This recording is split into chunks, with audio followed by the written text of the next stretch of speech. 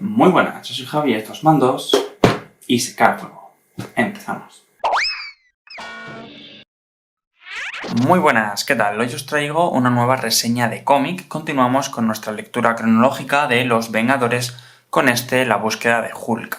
Tenemos este tomo de Marvel Heroes que recopila los números, pues lo vamos a ver por aquí, del 71 al 76 del volumen 3 de Los Vengadores. Y un par de historias adicionales relacionadas, ¿vale? Este número 4 del volumen 4 de Hulk y luego un especial de La Cosa y de Hulk. A los guiones volvemos a tener a Geoff Johns de nuevo en los números de Los Vengadores. En el número de Hulk tenemos a Dan Slott y a Todd DeZago en el de La Cosa y Hulk. En cuanto a dibujantes, tenemos a Steve Shadowski con su entintador Andrew Curry en el primer y último número de Los Vengadores y a Scott Collins como dibujante y entintador en los demás números de Los Vengadores y también en el de Hulk. En cuanto al color, se ocupa Christopher Sotomayor, igual que en el anterior tomo, si recordáis, el de Zona Roja. Y aquí pues vais a entender lo que dije en el otro vídeo de que el colorista pues se asienta de manera diferente según el artista.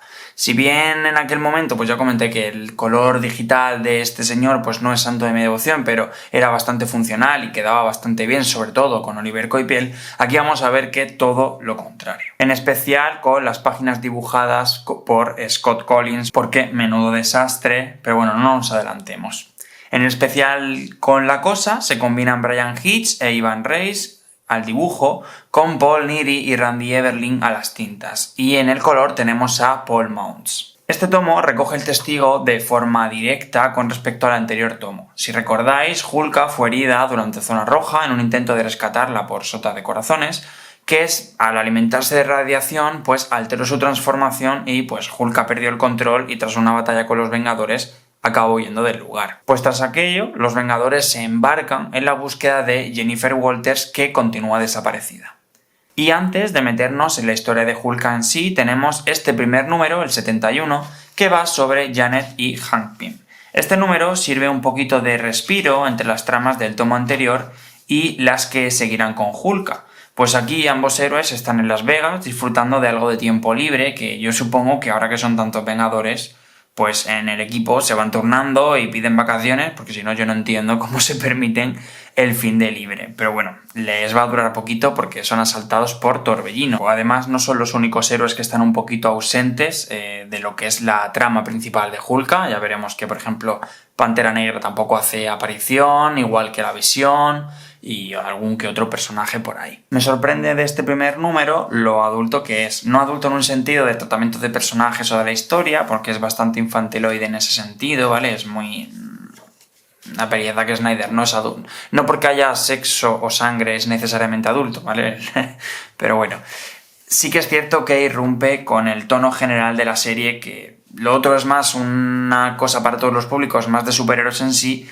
Y aquí pues vemos cómo ambos personajes pues se encuentran y tienen escenas de sexo que, sin ser pornográficas, sí que son bastante explícitas para este tipo de cómic, o al menos para lo que se suele estar acostumbrado hoy en día, ¿vale? Esto también es de otra época, había otro contexto general distinto, pero sí que incluso, ya digo, disrumpe bastante con lo que es el tono general. Esto sí que es más propio de un cómic tipo, pues yo que sé, un The Boys, un The Preacher, e incluso si te quieres ir a Los Vengadores, pues vete a un The Ultimate si quieres, pero es que, de nuevo, el público objetivo de estos cómics es un público mayor de edad, cosa que no es el público general objetivo de Los Vengadores como serie general, quería decir. Como digo, aquí el tono pues se vuelve más oscuro, ¿vale? Con un Torbellino que resulta especialmente violento y que se descubre que siempre ha tenido una fijación en combatir a estos héroes en concreto, sobre todo a la Avispa, porque está obsesionado con ella, obsesionado en el peor de los sentidos, ¿vale?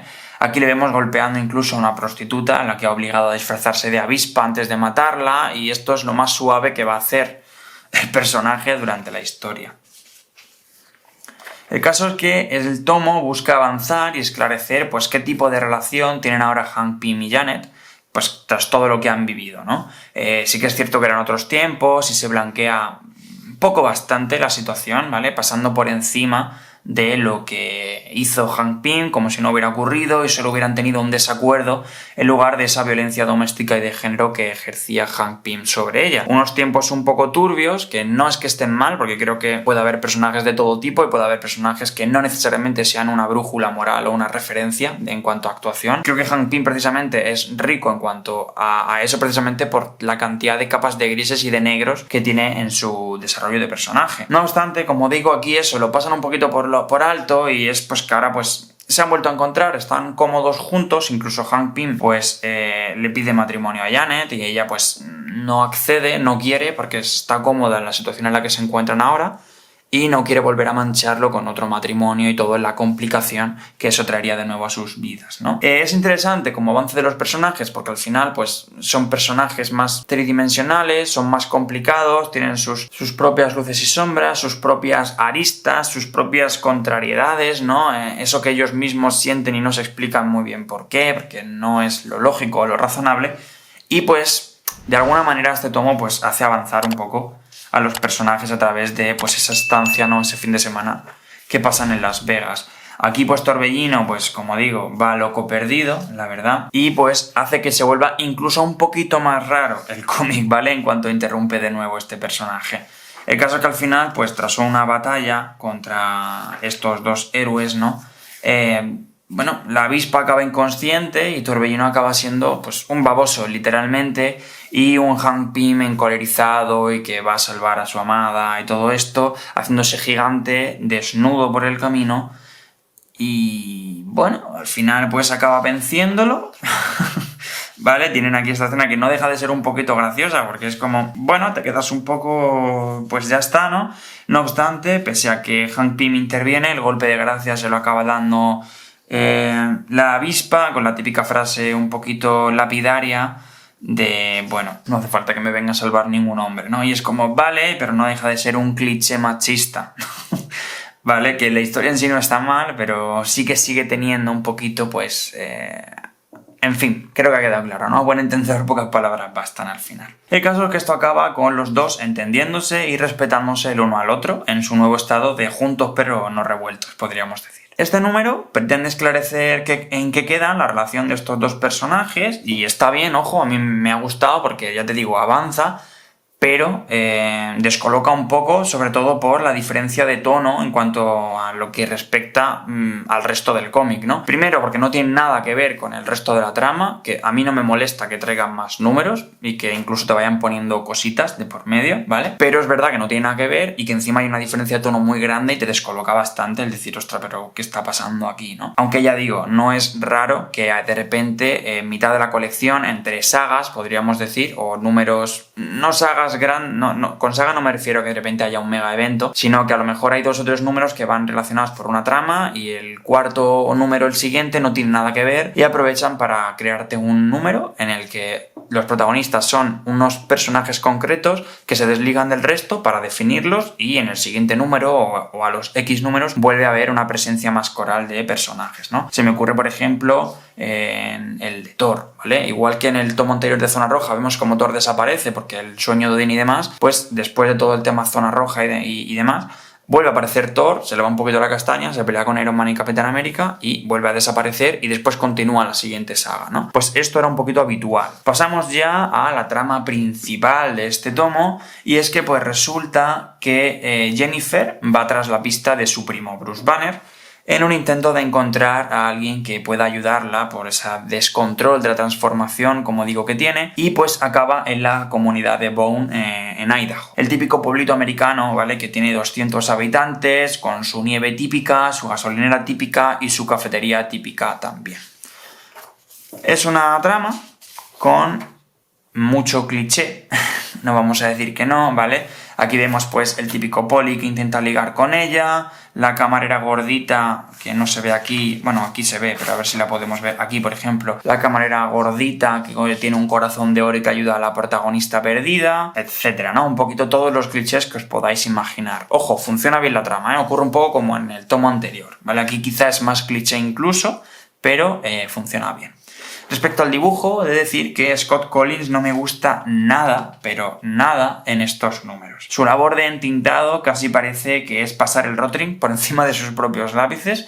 Además tiene un trazo que en ocasiones es torpe y como no modula la línea, ¿vale? Pues tampoco hace una separación de planos. Además de que no se integra bien el color, para que veáis la diferencia. Este es el mismo colorista que en el tomo anterior, ¿vale? Es el mismo colorista y sin embargo cambia totalmente, ¿vale? Precisamente por cómo se integra esto al dibujo y al entintado que realiza durante el número. A veces es incluso visualmente pesado, ¿vale? Incluso visualmente denso, porque no hay jerarquía visual, ¿vale? Lo de no modular el grosor de línea no es malo per se, es el tipo de dibujo, incluso este tipo de dibujo lo podríamos encontrar en otro tipo de cómics y no había problema, pero claro, cuando el entintado, el color, o si no le metes color y metes escalas de grises o simplemente a puro blanco y negro, juegas con los pesos visuales y con la jerarquía de página, juegas con la composición de la página en general de una manera distinta. Y en este caso, pues no hay ese orden. Aquí vemos, pues, ¿no? Como al final, pues esta señora, ¿no? La camarera, pues ayuda a Jennifer, que tiene un ataque de ansiedad y se va a llorar al baño. Tiene un ataque de ansiedad, no, tiene realmente un ataque de pánico.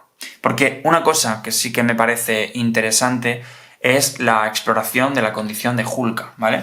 Se cuenta que su detonante, pues al contrario que con su primo, que por ejemplo es la ira, aquí vemos cómo los Vengadores aparecen buscando y preguntando por Jennifer, ¿no? Como decía, al contrario que su primo, que es la ira, aquí su detonante, pues es el miedo. Y ese control del miedo en su vida es lo que le permite mantener el control siempre de su transformación. De algún modo, como podemos hacer todos un poco en la vida, ¿no? Controlamos el miedo y con ello pues intentamos controlar más o menos las situaciones a las que nos podemos enfrentar, pero evidentemente todo esto con un cariz superheroico. El caso es que, pues a raíz de los sucesos recientes que ha vivido, pues no puede controlar el miedo, ¿vale? Y por tanto tampoco puede controlar su transformación. Esto es interesante. Como digo, en esta etapa, a nivel de guión, pese a su sencillez, porque por ejemplo pues intenta hacer con Hulk lo que hacen con Hulk, ¿vale? Que lo convierte en una especie de monstruo destructor al que hay que perseguir, pero bueno, también tiene premisas interesantes. El caso es que a nivel de dibujo, pues esto desluce bastante, porque incluso la premisa de que haya de repente un bicho enorme, como puede ser Hulk, arrasando un pueblo y en un combate directo contra los Vengadores, pues se podría dar lugar a un cómic al menos visualmente espectacular, como podría ser el de Zona Roja, con ese Olivier Coipel bastante potente en el tomo. Aquí, sin embargo, pues tenemos esto, que desluce bastante, pues un poco todo, ¿no? Es que incluso es... bueno, que lo veis vosotros, igual a alguno o alguna os puede gustar. A mí este caso en concreto no me gusta nada. El caso es que, bueno, los Vengadores la encuentran y Wanda pues intenta hablar con ella torpemente, como habéis visto, y pues claro, surge el conflicto, el miedo y por tanto la pelea. Como os venía diciendo, pues no me gusta nada el dibujante, creo que desluce bastante. No me gusta ser malo, ni decir cosas negativas de nadie, ni de ningún profesional, ni muchísimo menos, ¿vale? Pero es que en este número, en este tomo en concreto, el dibujo, de verdad, no puedo decir nada positivo de él. Es que mirad, o sea, mirad esta cara, mirad esta perspectiva, miradlo todo, o sea, es... Incluso es que a nivel de texto, o sea, la tipografía aquí enorme, incrustada, ¡pum!, cargándose el bocadillo por completo, no tiene nada de mimo, o sea, esto es una cosa que es que esto te lo suspenden en clase, ¿vale? Entonces cuando ves, y no es nada raro, es lo que venía a decir, cuando ves algo así, que por desgracia abunda mucho en la industria, que tú dices, es que esto no te lo pasan ni los profesores y sin embargo aquí lo tienes publicado, hostia. Duele un poco, duele un poco bastante. Y como digo, es que mirad la diferencia de color entre esto y Zona Roja. Y es el mismo tío, ¿vale? El color. Pero aquí pues se integra de otra manera, también tendría otras directrices y otras cosas, y pues acaba resultando en esto. Terrible. Menos mal que no es una saga súper emblemática, pero vamos, que metes este dibujo en Civil War, y es que ya te digo yo que no se lo recordaría tanto al tomo, ni a los cómics, se lo carga, vale, por completo. Es que mirad qué horrible, de verdad. O sea, mirad un poco todo, es la perspectiva, la anatomía, mirad las caras. O sea, no hay. Pero bueno, vamos a dejarnos de marcar lo malo y vamos a centrarnos en lo bueno. Como digo, no me quiero meter yo con Scott Collins, que seguro que tiene trabajos increíbles. Y si está trabajando con Marvel, por algo será. Porque luego veremos más adelante que hay páginas más interesantes, ¿vale? Incluso a nivel compositivo y demás. Pero, ostras, no, ¿eh? En general en este tomo le tengo que dar un suspenso. Yo no soy nadie para suspender a nadie, ¿vale? Pero en lo referente es lo que a mí me ha parecido y creo que de manera objetiva, sinceramente, regulinchi. Pero bueno, que lo digo, no nos vamos a centrar en lo malo. Vamos a empezar a ver cositas, ¿no? El caso es que, bueno, se pelean muy fuerte, ¿vale? Aquí pues vemos cómo pues entran un poquito todos los Vengadores a escena. Es que, cuidado, ¿eh?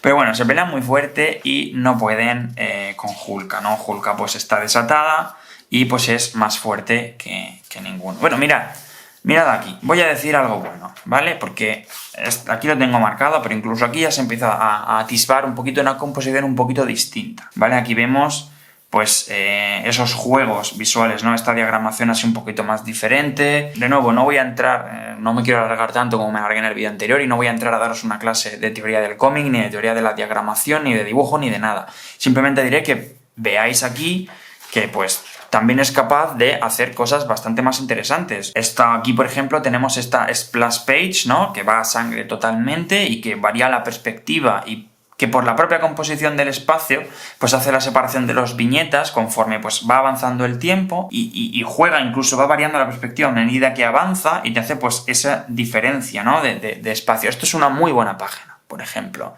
Entonces, yo estoy convencido de que el tío en realidad es muy bueno, porque si no, no estaría dibujando aquí, pero la verdad es que en el resto del tomo, a nivel general, pues este día se tuvo que levantar regular o algo, porque no tiene sentido. Pero bueno, volvamos, ¿vale? Y el caso es que, pues los Vengadores arrasan el pueblo, ¿vale? En su paso, aquí veis pues toda esta batalla, están peleándose ahí a tope con Hulka y arrasan el pueblo por el camino. Y pues como un Deus Ex Machina aparece este Ojo de Halcón para ayudar. ¿Indica cómo y por qué aparece o dónde estaba o lo que sea? No. Pero bueno, ahí está y esto sirve como excusa para volver a integrarlo en el equipo principal, aunque ya veremos que no por mucho tiempo. La batalla continúa y acaban tropezándose ya sí que sí con Bruce Banner, que pues intenta calmarla. Hablan de cómo se siente ella, de su miedo, pues un poco de sus cosas, ¿no? Y pues cuando ya están a punto de calmar la situación, aparecen, pues cómo no, un montón de militares y pues el conflicto se dispara de nuevo. Para evitar una batalla a gran escala, pues Ojo de Halcón no se le ocurre otra cosa que pegarle un flechazo a Bruce Banner para así que se transforme en Hulk y pues que se peleen entre ellos y así mientras se pelean entre ellos por lo menos no se genera una batalla multitudinaria entre Hulka y el ejército de Estados Unidos en mitad de un pueblo, ¿no? De alguna manera así pues en un intento de reducir los daños. Ant-Man y Sota de Corazones pues siguen un poquito como la dupla de personajes que se odia pero que se acabarán apreciando mientras todo esto va ocurriendo, ¿no? Mientras se desarrolla todo esto de Hulka, pues Ant-Man intenta romper la puerta de la sala en la que se mete Sota de Corazones para absorber la radiación, pues porque ven un poco que no pueden con Hulka y después saca Sota de Corazones, que es nuestro peso pesado, y que venga a ayudar. Entonces pues tenemos esa subtrama mientras tanto de Ant-Man intentando romper la puerta de este señor para que vaya a ayudarles, ¿no? De hecho, el equipo, como decía al principio del vídeo, está un poquito disperso, ¿vale? Chaqueta Amarilla y la Avispa pues están en Las Vegas, Pantera Negra no se sabe dónde está, Falcon tampoco, no son relevantes, ¿no? No tienen por qué aparecer todos los personajes en todos los tomos y desconozco de si en sus series principales, pues en Pantera Negra número 14 o número 18, pues te explican qué estaba haciendo mientras pasa esto, ¿no? Me imagino que sí, porque estas cosas funcionan así, pero el hecho es que aquí no se hace mención a por qué están desaparecidos. Sota de Corazones, como digo, es un poco el peso pesado y aprovecha que es un pueblo pequeño para hacer pues lo que más le gusta a los estadounidenses, ¿no? Que es pues detonar una bomba atómica. La radiación vuelve a estar bajo control y pues Hulka vuelve a tener control de su transformación. Y al volver en sí, pues ya cae un poquito en la cuenta de pues todo lo que ha causado. Esto es quizá el punto que más me ha gustado del cómic, ¿vale? Hasta aquí pues es una cosa bastante palomitera, o lo sería si el dibujo acompañase, insisto.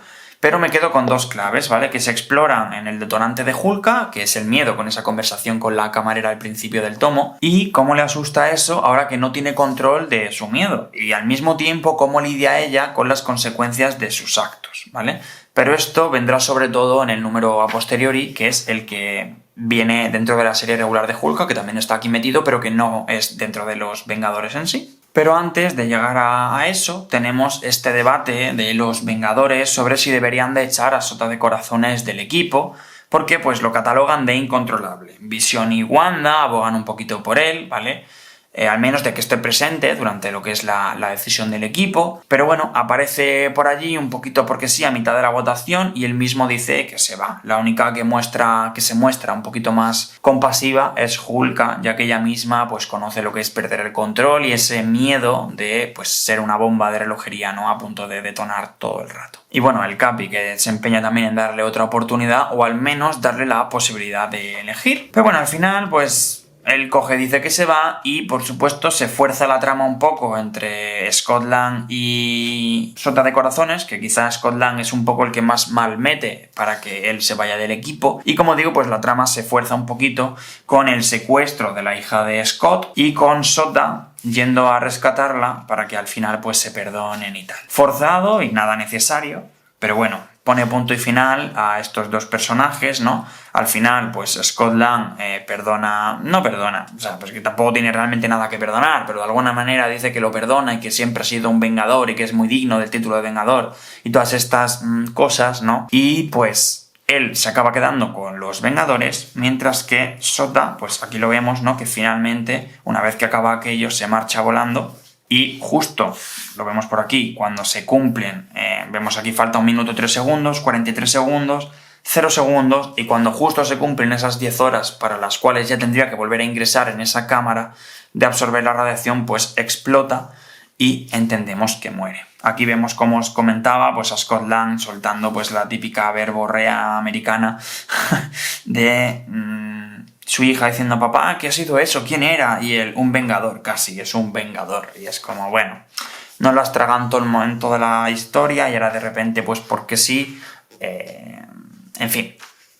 ¿Qué os voy a decir, no? Pues estas cosas de cliché de película americana, ¿no? Que os venía comentando al principio. Y llegamos quizá a lo que para mí me parece el punto más interesante en este especial centrado en Hulka, ¿vale? Que este número no es de los Vengadores, sino de su propia colección. Y aquí pues Jennifer se siente culpable porque para protegerla le endorsan la responsabilidad de la destrucción de Bone a Hulk, pero ella sabe que en el fondo fue culpa suya, no de Bruce, porque a Bruce de hecho lo utilizaron para que la entretuviera durante un rato. El caso es que le pide ayuda a Wanda para que le haga un hechizo y que así nadie la pueda reconocer si la mira, y pues se va a trabajar a la Cruz Verde, que es esta asociación dedicada a reconstruir y ayudar a las víctimas de allí, de aquellos sitios por los que Hulk va pasando y va destrozando a través de por donde pasa, ¿no? Entonces aquí la vemos a ella lidiando con gente que lo ha perdido todo por lo ocurrido en el pueblo, vemos a gente que está asustada y vemos incluso cómo lidia ella con su propia responsabilidad en lo que ha ocurrido. Es especialmente interesante de no ser porque en el final incurren en una trama genérica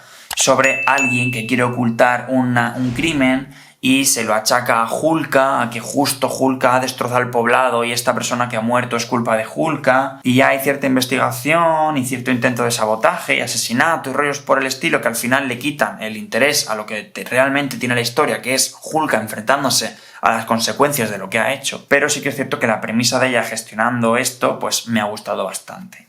Además resulta que el fundador de la Cruz Verde, pues aquí tenemos bastante escenas de un grupo de apoyo, de terapia, ¿no? En la que pues ella va escuchando a las diferentes personas y cada una ha perdido pues una un negocio, otra su casa, otra su familia, otra... En fin, diferentes cosas, ¿no? De hecho, durante un momento puntual ella misma pregunta que cuántas bajas hay y se niegan a decirle la cantidad de bajas que hay. No recuerdo si se niegan a decírselo o si le mienten diciendo que no ha habido ninguna baja. Pero ya te da eso un poco una pista, ¿no? de por dónde va a tirar la historia y de realmente lo responsable que se siente Jennifer. De hecho, este miedo lo veremos incluso que se extiende hasta Vengadores Desunidos, y el por qué lo que ocurre con Hulka viene a raíz de este miedo que sufre en este cómic. Como decía, resulta que el fundador de la Cruz Verde, me he quedado a medias, es el muchacho al que Bruce Banner fue a salvar en el experimento nuclear por el cual se convierte en Hulk. Era este tíillo que estaba por ahí en medio despistado. Bruce lo ve y se acerca a salvarlo, y por ir a salvarlo pilla el experimento y se acaba convirtiendo en Hulk. Entonces este muchacho se siente responsable, pues, de cada desastre que provoca Hulk, y al final pues funda esta asociación para intentar paliar y eximirse, no eximirse, pero sí que responder a esa culpa que siente. Como digo, lo más interesante del tomo, de nuevo porque desarrolla el personaje de Hulka y le da más profundidad. Y por último, pues tenemos este número especial con la cosa, que no sé muy bien qué pinta aquí, la verdad, porque tampoco tiene mucha relación más allá de estar protagonizado por Hulka. O hay unos malosos que están experimentando con Dragón Lunar, y pues Hulka y la cosa están en el metro y se acaban viendo implicados en este desastre. Coinciden allí y pues entre los dos salvan un poco la papeleta. Tiene un tono entretenido, interesante, porque te van contando, hay mucho jiji jaja, ¿no? La cosa y Jennifer y Hulka pues al final son dos personajes muy socarrones, ¿no? Que están todo el rato con la ironía y con la broma, y son graciosos. Es un número que no tiene ningún tipo de problema. Tampoco aporta mucho, pero está entretenido. Pero ya digo, no tiene nada que ver con el resto del tomo, entonces tampoco sé muy bien qué pinta aquí, ¿vale? Yo a favor de que metan cuantas más cosas mejor en un tomo, para el cual pagas, y además por el precio que tiene, yo me imagino que pues igual fue una historia pues inédita, o no lo sé, la verdad tampoco investigo tanto sobre este especial, y aprovecharon que pues faltaba ahí un numerillo 2, y pues para justificar el precio de este tomo en su momento, en el que los precios eran más bajos en comparación ahora, pero igual en ese momento esto era un precio a tener en cuenta, porque recordemos que esto es pues de hace 15 años fácilmente, ¿vale? Entonces pues para justificar que valiese esto, o para completar un poquito la etapa de Hulka, pues te meten un poquito este tomo, porque sí que es cierto que esto que ocurre con Hulka es a posteriori de lo que hemos visto antes. Entonces es un poco... te recoge a ciertos personajes como Hank Pym y la avispa, te los ubica de nuevo un poquito para que veas el proceso de que se han vuelto a juntar y demás, te recoge esa situación que se había quedado abierta con Hulka, en el que los Vengadores van a buscarla, qué es lo que ocurre con ella y cómo lidia ella con las consecuencias de lo que ha ocurrido, y este tomo final que igual sirve un poquito para poner punto y final a eso, porque Hulka ya ha vuelto, ya se vuelve a dominar su transformación y pues vuelve a hacer de las suyas. No vemos muy bien qué está ocurriendo, porque como digo, esto es un poquito in media res. Vemos que al principio va en el metro con un tochaco de papeles para un juicio que va a cubrir o no sé qué historia, entonces tampoco es muy relevante eso para la trama, pero sí que es como que ha vuelto un poquito a la acción y que vuelve a ser la superheroína que todos conocíamos, igual de alegre, aunque igual no tanto, porque ya veremos en Vengadores Desunidos que todavía arrastra un poquito ese miedo que desarrolla en este cómic. En resumen, pues es un tomo bastante continuista, ¿no?, con el anterior, porque al final pues cierra las tramas que te presentan en el de la Zona Roja, y aunque este tomo acaba en el número 76 y aún quedan casi 20 números más hasta Desunidos, porque el de Desunidos no sé si es el 93, si no recuerdo mal, pues lo podemos tomar como el último paso de los Vengadores hasta Desunidos, si queréis, ¿vale? El grupo ya está sentado, sabemos qué ocurre con Sota de Corazones, sabemos lo del descontrol de Hulka y su miedo a perder el control, sabemos que Visión y la Bruja Escarlata pues también están por ahí, ¿no?, que no están pasando, que ya no están juntos y que tienen ahí una situación un poquito rara el uno con el otro. Vemos que Hank Pym y que Janet parece que vuelven, y los Vengadores que se han posicionado como enlace en las Naciones Unidas, ¿no? Incluso un inicio en la desconfianza con respecto al gobierno, como veíamos ese Capitán América en el tomo anterior, ¿no?, que es una pincelada muy sutil, pero la tomaremos como que el Capitán América empieza a desconfiar de su propio gobierno al encontrarse laboratorios secretos americanos, y él mismo, pese a que le dice al presidente que los desarticule, tampoco va a ser tan inocente del todo, ¿no? Un poquito sí, pero tampoco más de la cuenta. En fin, muchas cosas que han ido tomando forma y que ahora pues las veremos detonar en Vengadores Desunidos y coger más fuerza y más rodaje todavía en los nuevos Vengadores. Por mi parte, pues pese a lo cliché de algunas situaciones y un dibujo que en su mayoría no me ha gustado nada, me parece un tomo muy recomendable que nos aporta matices en Hulka, que es un personaje que quizás se puede quedar muchas veces en lo superficial, porque parece que lo tiene todo bajo control y que es perfecta en todo, y pues a lo mejor no tanto, ¿no? Simplemente se exige la perfección a sí misma en sus dos trabajos, tanto como abogada como heroína, por la responsabilidad que tiene o que siente que debe tener sobre sus hombros, ¿no? Y si la que tampoco sabe realmente cómo vivir, ¿no? Hay gente, como es el caso de Hulka, que vive con esa presión y que solo se sabe mover y solo sabe vivir si tiene esa presión sobre sí misma, incluso aunque se la tenga que poner ella misma, ¿no? No considero este tomo imprescindible, pero sí que es muy recomendable para aprender más sobre Jennifer Walters y entender mejor lo que pasa tanto a ella como a ciertos personajes en el futuro, ¿vale? Porque es cierto que se van cerrando ciertas tramas y ciertas cositas, pues eso, ¿no? Lo que os comentaba, vemos cómo termina el personaje de Scott Lang y de Sota de Corazones, vemos cómo termina Hulka, vemos que hay ciertos personajes que se van y que vienen, vemos un poquito cómo queda todo justo antes de ese suceso que será Vengadores Desunidos, ¿no? El principio del final. Sin mucho más, comentadme qué os ha parecido a vosotros, si lo habéis leído o si lo consideráis necesario en esta guía de lectura. Si os gusta, pues dadle me gusta al vídeo, comentadme qué os ha parecido, si es que lo habéis leído y qué opinión os merece. Compartid que es vida y nos vemos en el próximo vídeo. Un saludo, chao.